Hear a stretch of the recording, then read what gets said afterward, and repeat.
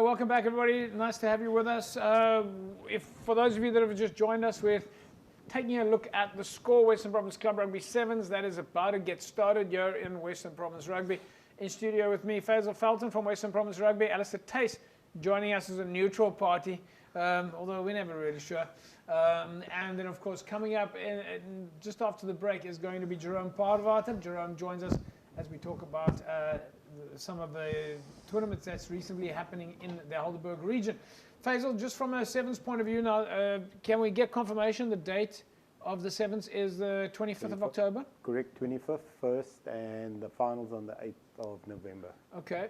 Yeah, what does the format look like in terms of Sevens? When it gets to Sevens rugby, I always get very confused. Yep. You've got these things called plates and bowls and cups and shields and saucers and bottles and all sorts of funny names. So for the first 2 weeks, there's a bit of round robin in different pools. So you have about seven teams in the pool. You play about 3 matches on the Saturday. Yeah. And then the final week, basically, it's the top teams going through from each of those pools. The top 3, I think it is, that will form a top 16 sort of knockout competition. Right, okay. Yeah. For the fans, I mean, finally also day 1, 25th of October, that's on a Saturday. City Park, is that right? Yep, that's correct. It's going to be a full day, looking at starting around about 12 o'clock, depending obviously on the amount of teams and that. Yeah. And the other key thing is there's also going to be some nice giveaways for Cape Town Sevens. There's some tickets up for grabs. There's some entertainment happening. So yeah, I think, if you've got nothing else to do, make your way down to City Park. If there are still any clubs, I know you guys got a full house, but if any clubs still want to join, is there still time? Is that another unfair question? No, I think it's from our side, it's always difficult to say no. Yeah. I think the one key thing for us around the Sevens, and I think Ali also mentioned it, is that you have the regions and playing against some of the Super League, but it's not about winning. It's more about that engagement and the community, the vibe. I think a lot of the guys come out there to watch a bit of rugby, but also to socialize. Meet a lot of the guys from the different leagues. I think many of the clubs, you played with guys in your league last year, and this year not necessarily the same guys. So when it comes to Sevens, you're able to catch up, at City Park. So I think make your way down there if you want to, catch up and you want to meet some of the guys. Be at City Park next week, the 25th. Yeah. All right, folks. Before we talk more about that, let's take a look at the finals that, of course, happened last year. This was St. George's and Tygerberg in the Cup.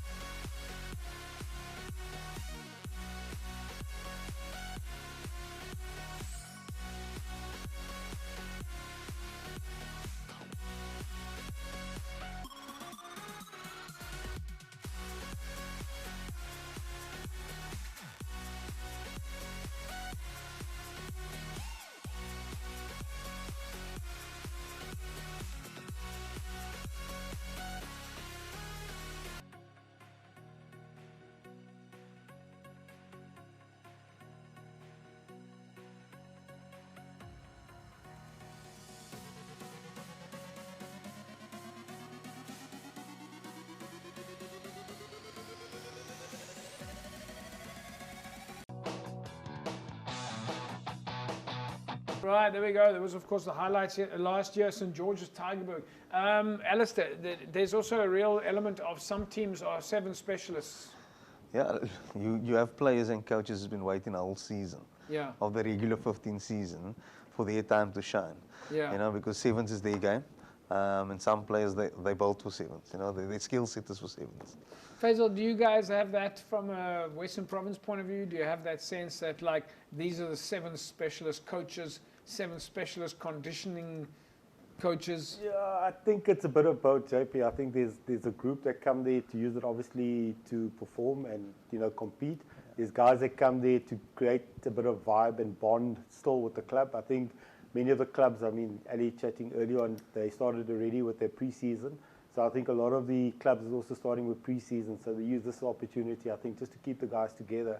And I think the one key thing, like we chatted earlier on, is that sort of mix in terms of that 7 specialists that you find there at some of the clubs in the so-called lower leagues, in the regions. They can compete, you know, against some of those big guns and that. And I mean, for many of the clubs to beat some of the big teams, the Tygerbergs and Georges, or, you know, Hamiltons and those guys, I mean, yeah, that ends the season off on a good note. One of the highlights of this tournament is the fact that you get to meet players that you ordinarily wouldn't play against. So you might play Super League A, but you're from the City League, or maybe you're from the PAR region. That's one of the special things about the Score7s is it's really a tournament that unites you guys.